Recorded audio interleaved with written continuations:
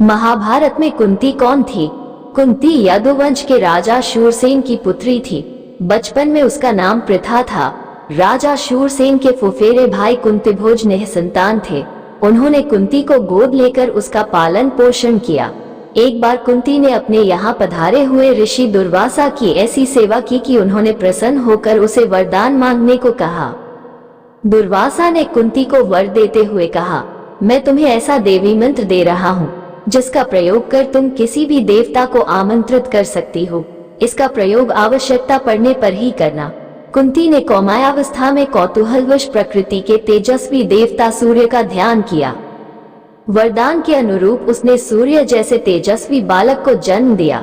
लोक अपवाद के भय से एकांत साधना का बहाना बनाकर वह 1 वर्ष महल में कैद रही। विश्वस्त दासियों की सहायता से उसने अपने पुत्र को, जो कालांतर में कर्ण कहलाए, को जन्म देकर नदी में बहा दिया। हस्तिनापुर के राजा विचित्रवीर्य के छोटे पुत्र पांडु से उसका विवाह हुआ। पांडु के बड़े भाई धृतराष्ट्र अंधे थे। पांडु ने अपने पराक्रम से अनेक राज्यों को जीता था। वे हमेशा अपनी दोनों पत्नियों कुंती और माद्री के साथ हिमालय में रहा करते थे। पांडु अकस्मात क्षय रोग के शिकार हो गए और संतान उत्पत्ति के अयोग्य हो गए। अतः कुंती ने दुर्वासा के वरदान से 3 पुत्रों को जन्म दिया, जो युधिष्ठिर, अर्जुन तथा भीम थे। पांडु की दूसरी पत्नी माद्री ने कुंती के वर की सहायता से अश्विनी कुमारों का ध्यान किया, तो उससे नकुल और सहदेव उत्पन्न हुए। पांडु की मृत्यु के बाद कुंती और माद्री दोनों ही सती होना चाहती थी, किंतु माद्री ने कुंती को अपने दोनों पुत्रों का भार सौंप दिया और वो पांडु के साथ सती हो गई। कुंती बहुत परोपकारी थी। एक बार एक ब्राह्मण ने कुंती को नरभक्षी वक्राक्षस के अत्याचार के बारे में बताकर उससे मुक्ति का उपाय पूछा। कुंती ने भीम को उस राक्षस का संहार करने को भेजा और शक्तिशाली भीम ने उस राक्षस को मार डाला। महाभारत के युद्ध के समय कुंती अपने पुत्रों के मरने के ख्याल से सिहर उठती थी। उसने कृष्ण की सहायता से दुर्योधन को संधि प्रस्ताव भेजा था ताकि युद्ध ही न हो, किंतु दुर्योधन ने उसे ठुकरा दिया था।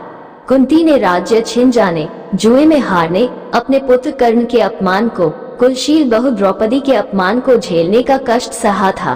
कुंती ने भी द्रौपदी के अपमान का प्रतिशोध लेने हेतु पांडवों से कहा था। कौरवों द्वारा लाक्षागृह में आग लगाए जाने पर किसी तरह उसने तथा 5 पांडवों ने अपनी जान बचाई थी।